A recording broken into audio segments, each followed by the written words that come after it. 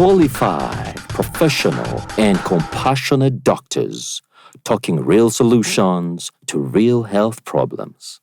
Good evening, viewers. It's always a delight to join you every Thursday evening in your living rooms, on your phone, and wherever you could be watching us from.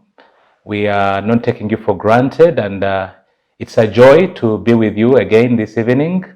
Dr. Joseph Gavin Nyanzi is my name, as always, bringing you the week's favorite health talk show, the DocTalk show.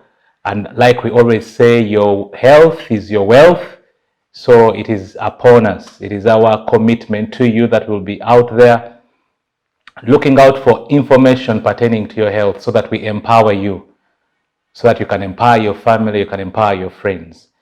And this evening, special mention of our sponsors of the show, the National Medical Stores. That is the government body that distributes drugs all around the country, as well as Carolynn Men's Collection. For some of you that have had interviews since the beginning of the year, and you're wondering why you're not being called, probably you didn't put on one of the suits from Carolynn Men's Collection. Please give it a try, and you will not be disappointed. At Zebra Plaza, along Kampala Road, at the intersection with Entebbe Road. And this evening, in studio with me is a medical doctor, and we're going to be discussing something very important. I know we've talked about this before, but because of its importance, we're going to be talking about this issue again, and that is none other than sickle cell disease. It's a big issue. And here with us is Dr. Paul Sewagudde from Relife Family Medical Center. And Dr. Paul, you're very welcome. Thank you very much, Dr. Nyanzi.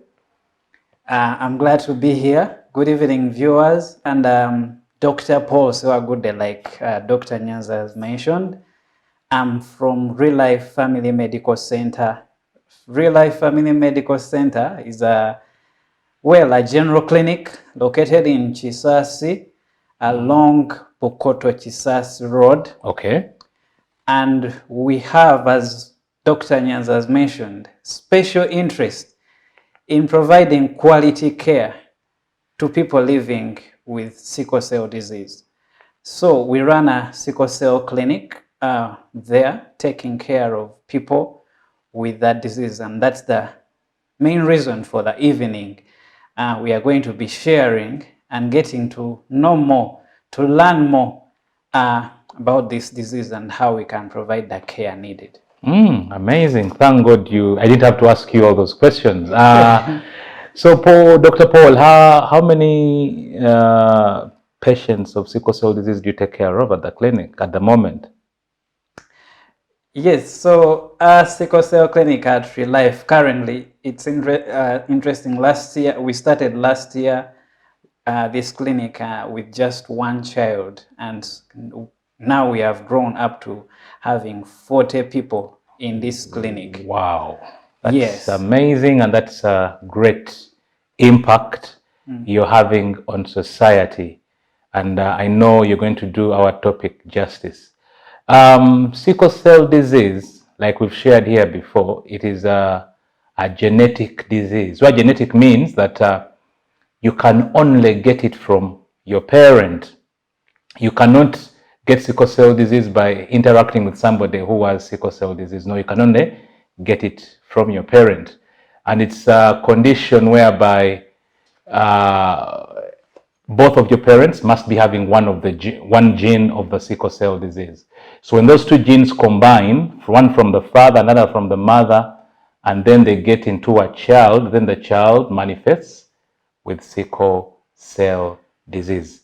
And that's what Dr. Paul is going to be talking about tonight. And before we go forward, I know people are watching us from all across the country, but I want to send out regards to Sister Jane Chandiru. She's a nurse at Yumbe Regional Referral Hospital. I know you're watching and you've called many people to join in to watch.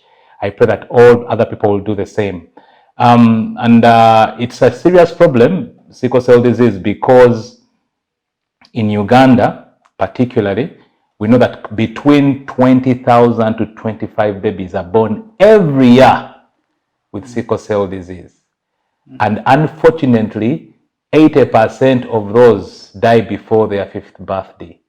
It is a big, big challenge. And so when you hear stories like the stories of Real Life Family Medical Center taking interest and giving hope and support to people with this condition, then we are excited and we know that there is hope. Dr. Paul, so in brief, what is sickle cell? Of course, I've given the background. What else? What are the symptoms? What are the issues that this may cause in the people that are affected by it? Yes, thank you very much. So, as Dr. Nyanzi has mentioned, it is a disease gotten from your parents because of the genes that you have gotten. But I like to use certain 3 words usually to describe sickle cell disease. One, it is a serious disease. You know, there are some diseases we usually get and we take them unseriously, but sickle cell is very serious. It's life-threatening, and it is chronic. It's a long-term thing usually. People stay with it for the rest of their lives. For the rest of their lives. Okay. And it's characterized by deformation of red blood cells. In our blood, we have those tiny cells that carry oxygen to our different parts of the body. Okay. And usually they are round. People usually like saying that they are like a donut, those red blood cells. But in sickle cell disease, these cells sometimes in certain conditions, they become deformed and take on a shape like, we like saying sickle. These days many people don't know what a sickle is. Yeah. But recently one of my clients gave me a very good description that when you get that round donut, the one which has a hole in between, and you cut it into half. So sickle cell is like one of the halves. It's like one of the halves. So it's characterized by cells becoming like that, deformed. Okay. And so what happens is that when they are deformed, sometimes they will not move in the blood vessels very well, or they will cling to the blood vessels where the blood is passing, and they will block the blood vessels.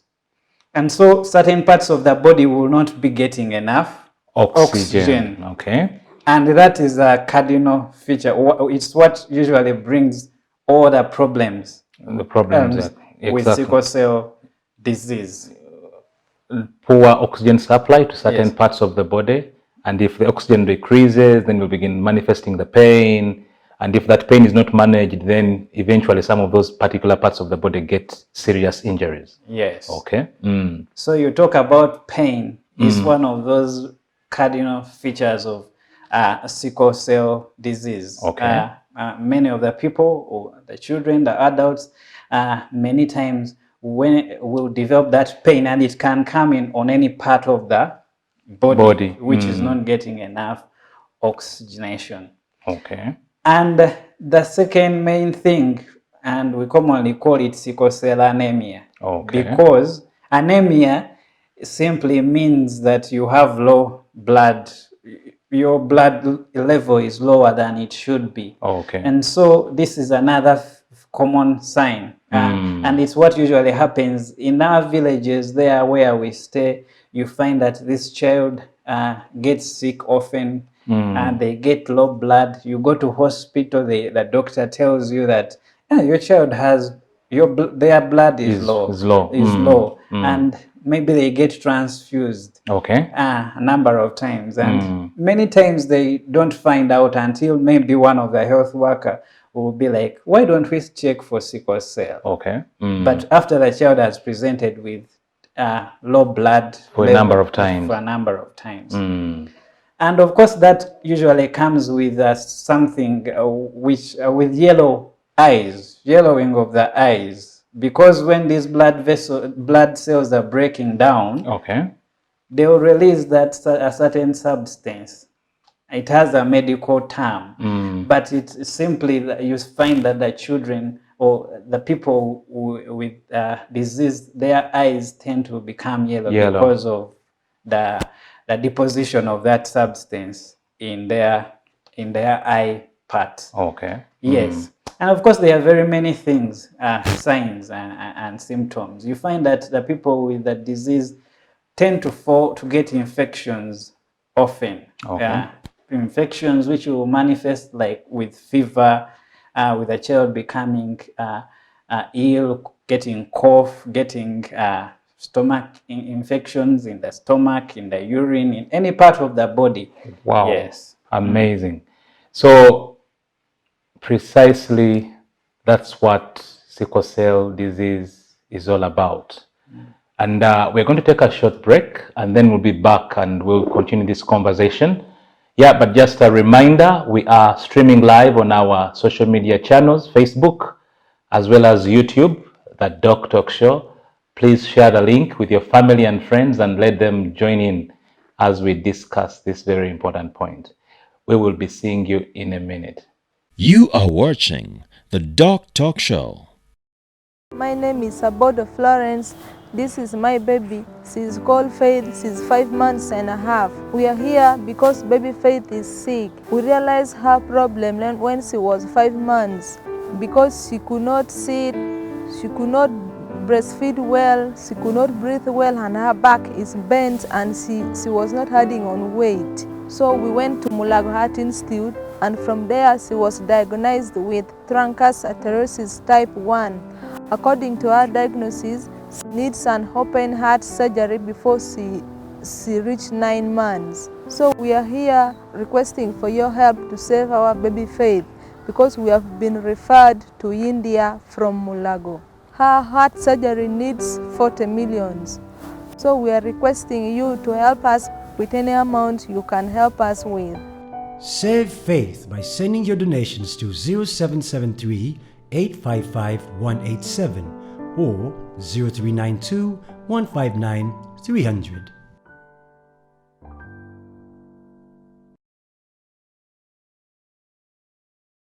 You are watching the DocTalk Show. Yeah, thank you guys for keeping it here with us, and those that are watching us on our live stream channels, Facebook and YouTube, kindly share the link with your friends and family so that we share in this knowledge together. Special mention of our sponsors, National Medical Stores, as well as Carolynn Men's Collection, that bring this show to us every Thursday. Before we took a break, Dr. Paul, you had shared a lot of things about sickle cell disease, and I know people out in the community there's still a number, in spite of the sensitization about sickle cell disease, but there's still people that have some thoughts like if somebody has got sickle cell disease, then it could be the end of their life, which is actually not the case. From your conversation and the work you're doing at Relife Medical Center, I know when these people are given support, they're able to live a normal life. And actually, in fact, I'm told a number of them that are living, most of them actually are very, very bright in class. I don't know what your experience has been with these children. Yeah, so what we are emphasizing is that children born with sickle cell disease need to receive quality, adequate health care for them to be able to live. And when they do so, they actually live for, we have testimonies of many who actually live. And in developed countries, most of them, majority of them, live to adulthood. Okay. And that's what we are emphasizing at Real Life. And that's what we are saying, that as a nation, as a country, we need to emphasize quality health care. Okay. Because when they receive it, then we prevent the complications. I talked about infections which are recurrent. When they are given certain medicines, they help to prevent or to control these infections. There is one of the biggest or the most serious complication of sickle cell, and that's stroke. Okay. Stroke. Yeah. Yes. Okay. A stroke, when children get stroke, for many of them, it really affects their life. many of them lose their abilities. They become disabled in many ways. Stroke. What do you mean stroke? Stroke means that sometimes blood is cut off or to a certain part of the brain of the person's brain. So it has to do with the brain yes. for the viewer. Yes. And so when the brain is not able to receive that enough blood, it's like it's no longer functioning. It sleeps. So if it was controlling the hand, it stops controlling the hand or the leg. Okay. Exactly. So you find that a person may lose functioning in parts of their bodies. Okay. We usually don't want to get there. Oh yeah. When we get there, we can still manage it, but we would rather not prevent than get there. Yes. So that is the care, quality care you're talking about. We're talking about. Okay. Some of the people may get other problems on their body parts. Some of the bones, especially usually the hip joint and even other joints, may start to wear out. You find that some of the arms or the lower, the thighs, the legs may longer be functioning properly. So we want to prevent some of those complications. And there are others. Sickle cell disease can affect every part of the body, but especially kidneys. It could lead to kidney failure. It could affect the lungs. It could leading to these problems with breathing for the person. Yeah, it could really affect all body parts of the, and so we need to prevent this. Okay. And in quality care, this is what we are talking about. That's what you focus on. Yes. Okay. Wow, and you've said that actually there are many people, once they're given quality care, they're able to live and actually go on to adulthood. Yes. Like in our next segment, actually we're going to have a testimony from one of the adults that have had, of course, sickle cell. You have it right from birth, and she'll be sharing her testimony. So what treatments are available, for example, at Relife, or what treatments are available to help these people that have got sickle cell disease? And so talking about treatment, it's important, and I need to emphasize this, that care and treatment should start at home. Okay. Very important. We need to educate the caretakers at home, the mothers, the fathers, the guardians who take care of children. But even before there, do you think that maybe the first treatment in the first place would be the prevention? People that are about to get together to do the screening, very important. Actually, you mentioned that's very important. And that's one of the things we're working on. We emphasize premarital counseling. Yes. And when you get to know if you're both carriers, that means that you both have the gene but not the disease. We encourage, we don't make the decision for you, but we encourage you to consider, not committing to this relationship. Yes, because that means you get there are many chances of getting a child with sickle cell disease. Yes. So I think really that's very important. That should be the starting point. Okay. But in case it happens, and like get a child with sickle cell disease, yes. Need to know how to care for them, and we do that. Do emphasize that so much. Care at home. Okay. We encourage hydration. It's very important for the child to be well hydrated. Taking lots of fluids, water, juice. Which helps to deal with the crises. Once they're hydrated, then the crises will be reduced. Okay. Yes. We emphasize keeping the child warm, avoiding extremes of temperatures, coldness, and then extreme heat. Okay. Yes, so if it's cold, keeping the child warm. We emphasize, we educate, teach caretakers the signs and symptoms of an impending, maybe infection, a crisis coming up, so that when they identify them, they can then now come to hospital. Okay. Very early. And when they come to hospital, there are two kinds of treatment or care. There is care which is long-term, a daily basis, and that is usually to either prevent infections or crises. Okay. There are different drugs we give. We give drugs to prevent infections. I know, well, I will not mention specific names because people will just run to the pharmacy instead of coming to see the doctor. Yes. That's right. Yes, but there is medicine we give to prevent infections. There's medicine we give to help the body in formation of the blood. Oh, yeah. There's medicine we give to prevent malaria. If a person with sickle cell disease gets malaria, their chances of getting very severe malaria, which is very serious, are very high. So we do that. And then there is other medicine. We call them medicines that modify the disease. That they don't cure for now. We don't have a cure here, especially in terms of medicine or drugs. There are modalities we use which can cure. But in terms of drugs, there are those that can control the disease. Okay. They help the body to form blood or cells which do not easily sickle. Okay. Yes. And there are a variety of those. If you go to the hospital, to the health center, the doctor or the health worker there will be able to explain that very well. So in other words, sickle cell disease is not a life sentence. No. There is hope, and you've interacted with people that have sickle cell disease and are living very productive lives. There is hope. It is possible for a person with sickle cell disease to live a productive life. Of course, yes, there are challenges. There are challenges, but they can be overcome. Okay. And our vision here is that to see that every person born with sickle cell disease can live to fulfill their potential. Their dream. Yes. Wow. Thank you so much, Dr. Paul. We are yet going to take a break, and when we return, we're going to have a live testimony from somebody who has lived with sickle cell disease all their life. Please share the link, the DocTalk show on Facebook, as well as on YouTube. You are watching the DocTalk show.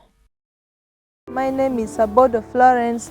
This is my baby. She's called Faith. She's 5 months and a half. We are here because baby Faith is sick. We realized her problem when she was 5 months because she could not sit, she could not breastfeed well, she could not breathe well, and her back is bent, and she was not adding on weight. So we went to Mulago Heart Institute, and from there she was diagnosed with truncus atherosclerosis type 1. According to her diagnosis, she needs an open heart surgery before she reached 9 months. So we are here requesting for your help to save our baby Faith because we have been referred to India from Mulago.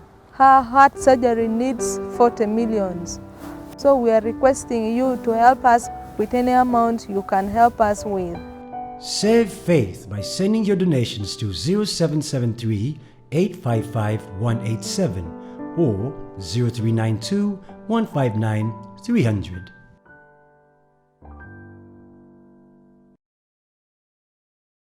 You are watching the DocTalk show. Thank you for keeping it here with us. And like I said, that this particular show, we're going to have a live testimony from somebody that has lived with sickle cell for more than 25 years. So we're going to hear from her story. Yeah, and I want to appreciate the National Medical Stores as well as Carolynn Men's Collection for bringing this show to us. And joining us for this segment is Carolynn Beth Abenakyo. And Beth, you're welcome to the show. Thank you very much, Dr. Nyanzi. Yeah. I'm very happy to be here. And hopefully my testimony will be able to help some who have lost hope, because there is always hope. Wow. Yeah, you always make it out no matter how many negative words are told. And you always really get affected by it. But you just have to look at the brighter side of everything. Wow. Who is Beth? Beth is I'm a person who has lived with sickle cell disease for 26 years now. Wow. And this disease was discovered at the age of 7. 7. Yes. I kept on falling sick when I was young, and they didn't know what was really causing it. Because during that time, it wasn't really easy to find medication and those who can understand about sickle cell disease. So I've really lived with it all my life, and I know it's not going away.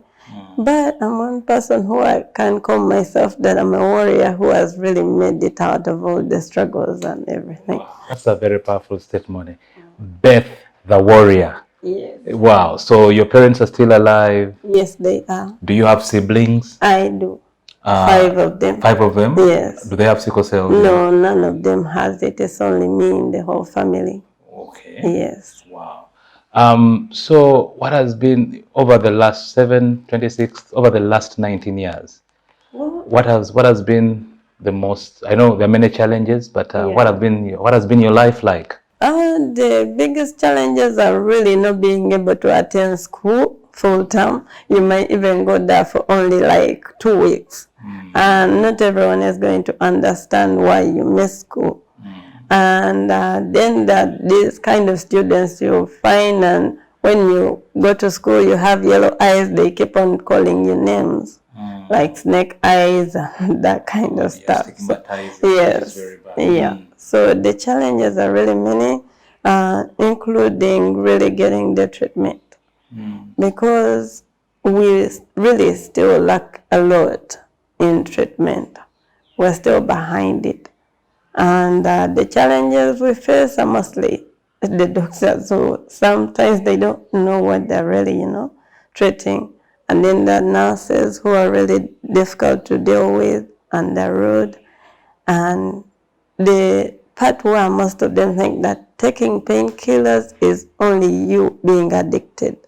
Not every part is all about addiction.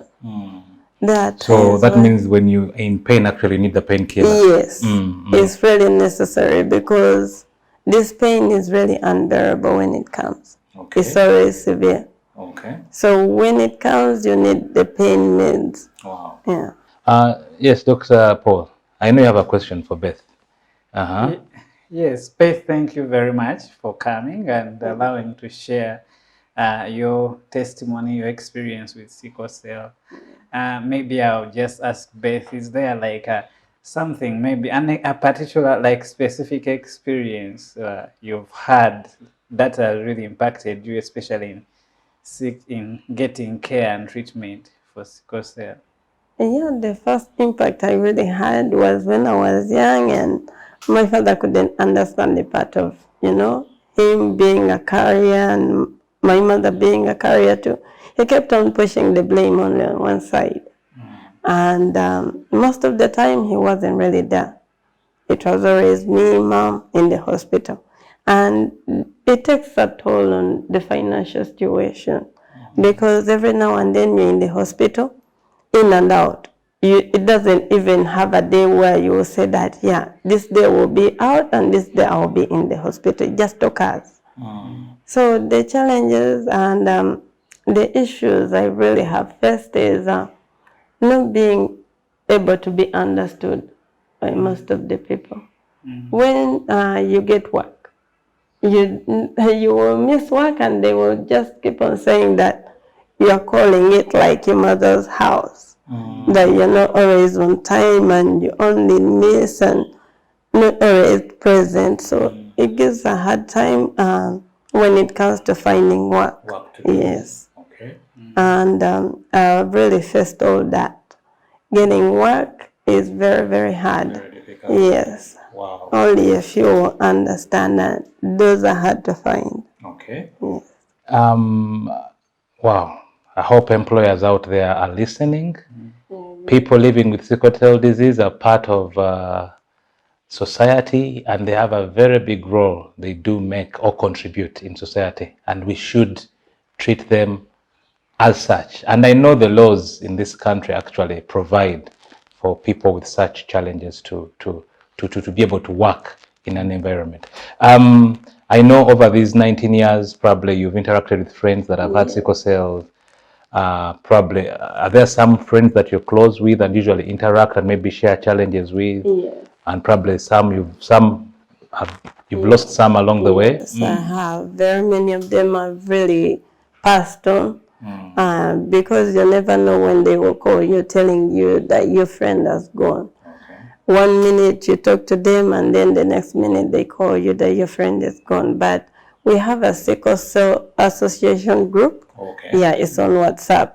So we always keep on inviting sicklers and parents who have those children with sickle cell. And whenever you have a problem, you can share it with everyone, and they will give you some advice to help you with it. Wow. So what is that one thing that has kept you going through these challenges, all the 19 years, but it keeps you going up to where you are now? You look healthy, you look pretty. Thank you. Yes. Yeah, it's always been hope. And mostly I contributed to my mother. She has always really told me to always keep on fighting on, that I don't let it go, I just keep on holding on. Because she always tells me you still have your life because God still wants you to be here. Wow. So that is the only hope I always hold on to, that no matter what, no matter how big the journey has been, I'm just very, very lucky that I've made it to adulthood. You want to look in the camera and tell Mommy thank you? Yes, I really appreciate everything she has done for me. I know it hasn't been easy, and it has really taken a lot of toll on you, but thank you so much for not giving up on me. Thank you so much for being there, and I thank all my siblings. Thank you so much. Wow. Because I know there are days where I had to always be carried, when I couldn't walk, when I got strokes. So I really thank them for that. Wow. And all the doctors that have really helped me through it. Thank you. Amazing. Any encouragement to probably children out there with sickle cell disease, or actually parents who may be still living in denial? Any words of encouragement? Well, they shouldn't really be scared. I know it is not easy, but don't give up on your children. Don't, even the kids, you shouldn't give up. Even though the pain is there, but there are also good days. There are those days where you will not feel any pain and you will manage to do anything you want. It doesn't stop you because you're sickle, no. You can still manage to do whatever you feel like you want. It's always about really just following your dreams. Wow. And don't give up on them. Wow. Beth's story is a story of hope, is a story of encouragement, is a story of assurance that actually sickle cell disease is not a life sentence. With proper systems in place, like Dr. Paul was sharing earlier, and now we've found the issue of employment. I know if all these things are put in place, even anyone with sickle cell disease can live to see or to fulfill their dreams. We're going to take a break, and when we return, we shall come back with our final segment. Kindly share this link with your friends if you've not yet, the DocTalk show on YouTube channel as well as on Facebook. Thank you. We'll be back in a minute. You are watching the DocTalk show. My name is Sewagudde Florence. This is my baby. She's called Faith. She's 5 months and a half. We are here because baby Faith is sick. We realized her problem when she was 5 months because she could not sit, she could not breastfeed well, she could not breathe well, and her back is bent and she was not adding on weight. So we went to Mulago Heart Institute, and from there she was diagnosed with truncus atherosclerosis type 1. According to her diagnosis, she needs an open heart surgery before she reached 9 months. So we are here requesting for your help to save our baby Faith because we have been referred to India from Mulago. Her heart surgery needs 40 million. So we are requesting you to help us with any amount you can help us with. Save Faith by sending your donations to 0773 855 187 or 0392 159 300.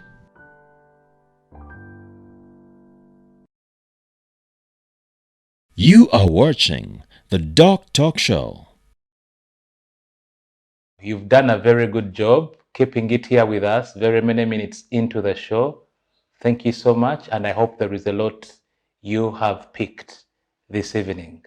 Special mention of our sponsors, the National Medical Stores, which is a government body that distributes drugs, sundries, and all that they use in hospitals all around public hospitals in the country, as well as Carolynn Men's Collection that is located on the Zebra Plaza up on Tebe Road, intersection with Kampala Road. For all guys out there, you want to look good this year, that's the place to go. We've been with Beth in the previous segment, and she's still here with us. Beth, you mentioned that there is a group you're part of as people or children that have grown up with sickle cell disease. Yes. Are there particular challenges that actually you face as you go through this life together? Some of those challenges? Yes, the challenges are mostly the parents when they start losing hope. Most of them want to give up on the kids before they even give them a chance to live. But little by little, we encourage them to always hold on. Wow. Though it's always really, it takes time. You will not only tell someone only one day and they will get to listen to you. So we always try to encourage them to always be in the group and follow up on how everyone is living their life, and they can get to know about the adults, how they made it to adulthood. Wow. Because it's all about care. Care. Yes. Like Dr. Paul mentioned. Yes, okay. It's all about care. You need your family to always really be there for you. And then you need to also follow up on the treatment. When they tell you to go for a checkup, at least by that time and you go. Make sure you go. Yes, it would help. Okay. Yes. Yes, Dr. Paul, in your practice, and now that actually there's a lot of focus you're giving to this, what are the challenges and probably remedies to these challenges that you propose? I know policymakers are watching and they need to hear these things. Well, thank you very much. And one of the challenges, or one of the things we need to emphasize as a country, is that we need to train our health workers to be able to handle sickle cell disease very well. You find that many of our health workers will not have that training, the skill, the experience to handle people living with sickle cell. Okay. And I think if there is anyone listening who is able, who is in charge of this at medical schools, in the Ministry of Health, Ministry of Education, can there be provision, sponsorship, policies to train, to equip health workers to take care of people with sickle cell? So in other words, there is still a big gap of care, medical care for the sicklers, for the patients with sickle cell disease. Yes. Okay. Secondly, of course, that goes with the financing. We need finances. Sickle cell disease is one of the diseases that has been neglected. I don't know why, but it has been neglected over the years in this country. If we have financing for other, I know we have challenges as a country, but at least there are conditions, there are diseases that have been given more finances. I won't mention them. No, you can mention. Because the other day I was discussing with a specialist. HIV has gotten so much finance in that actually the number of people dying, because I know statistics show that about over 80% of 20,000 die annually of sickle cell disease, and the numbers of HIV are much, much lower. So your point is important. Yes. It also needs focus. It needs. Can we finance care for sickle cell disease the way we have done and successfully done so in HIV? That's right. People no longer have to worry about dying of HIV, but people are still not receiving the care they need with sickle cell disease. Can we increase financing for care for people with sickle cell disease? Wow. Can we improve our systems of procurement for the drugs? Should children go to sickle cell clinics and not get the medicine they need? No, that should not be happening. Can we improve in those areas so that when a child is given an appointment and they are coming to a sickle cell clinic, can there be the medicine they need for a supply? If you're giving them appointments of 3 months apart, let's not give them supplies of For 2 1 weeks, month. of 1 month or 2 weeks. Yeah, because what happens is that when this is done, they will just maybe once in a while when they get medicine, they will go and buy in a pharmacy, and you know this medicine works only when it's taken regularly. Oh yeah. Yes. Oh yeah. But if they are taking it haphazardly because the supplies are not enough, there's a problem. Wow. Can we work on that as a country? Wow. Yeah. Yes. Because you can go to a healthcare and not every doctor will understand what sickle cell disease is all about, including the treatment. They might not know even which treatment you're supposed to be given. And then there are those nurses. The doctor writes a different kind of dose, and then for her she changes it to her own kind of dose. Yeah, and then they even start making up this accusation of sicklers are addicted. No, it's not like that. It's not addiction. Yes, it's not addiction. When pain is there, It is painkiller is painkiller, necessary. yes. Wow. That is a must. For the healthcare workers watching, I think that's a very important feedback from Beth. She's speaking for the many people or children living with sickle cell disease about their experience. That's something for us to really give serious attention. Dr. Paul, how one patient of sickle cell disease in 2021, in 2022 you have 40. What is your story? How have these people come about? Do you advertise yourself, or what happens? Well, mainly. Or how, okay, the question is, how can somebody get to you to receive this support?